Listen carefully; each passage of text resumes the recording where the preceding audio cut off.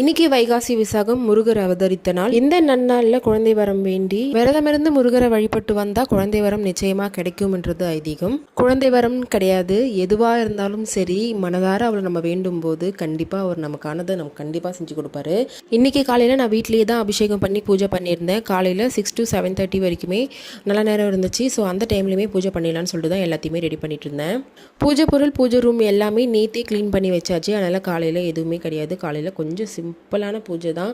இன்றைக்கி வெற்றிலை தீபம் கோயிலில் போய் ஏற்றிக்கலான்னு சொல்லிட்டு வெறும் அபிஷேகம் பண்ணி படைச்சு மட்டும் தான் விட்டுருந்தேன். இன்றைக்கி ஃபஸ்ட்டு நிலைவாசல்லையும் சாமி ரூம்லேயும் கோலம் போட்டு விட்டுட்டு சாமிக்கு எல்லாத்துக்குமே பூ வச்சு அலங்காரம் பண்ணிட்டேன். முருகர் விக்கிரகத்துக்கு மட்டும்தான் இன்றைக்கி நான் அபிஷேகம் பண்ண போகிறேன். அதனால் வேலுக்குமே பூ வச்சு அலங்காரம் பண்ணிக்கிறேன்.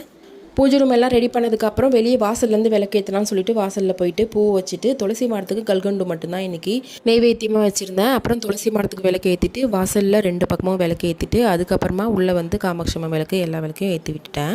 இன்றைக்கி நெய்வேத்தியமாக நான் திணை சக்கரை பொங்கல் தான் செஞ்சு சாமிக்கு வச்சுருந்தேன். நான் இன்றைக்கி முருகருக்கு 5 அபிஷேகம் பண்ண போகிறேன். 5 அபிஷேகம் ஒத்தப்படியில் வர மாரி பார்த்துக்கோங்க. எத்தனை அபிஷேகம் வேணால் பண்ணலாம்.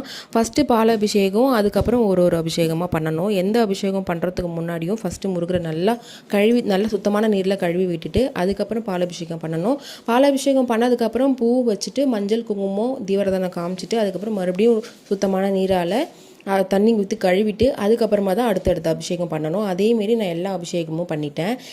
இன்றைக்கி வந்து நான் 5 அபிஷேகம் பண்ணியிருந்தேன். என்னென்னா பால் அபிஷேகம், தேன் அபிஷேகம், சந்தன அபிஷேகம், திருநீர் அபிஷேகம், லாஸ்ட்டாக பன்னீர் அபிஷேகம் பண்ணிவிட்டு லாஸ்ட்டாக ஒரு தடவை நல்ல சுத்தமான நீரில் அலசிட்டு மஞ்சள் குங்குமம்லாம் வச்சுட்டு பூவால் அலங்காரம் பண்ணிவிட்டு நான் பூஜை பண்ண ஸ்டார்ட் பண்ணிட்டேன். ஃபஸ்ட்டு சாம்பிராணி வீடு ஃபுல்லாக சாம்பிராணி காமிச்சிட்டு அதுக்கப்புறம் கற்பூர ஆரத்தி காமிச்சிட்டு நான் இன்னைய பூஜையை நல்லபடியாக முடிச்சாச்சு. ஃபைனலாக பூஜைலாம் முடிச்சதும் வீடியோ ஒரு கோவில் மாதிரி இருந்துச்சு. நான் எங்கள் வீட்டில் இப்படி தான் பூஜை பண்ணியிருந்தேன்.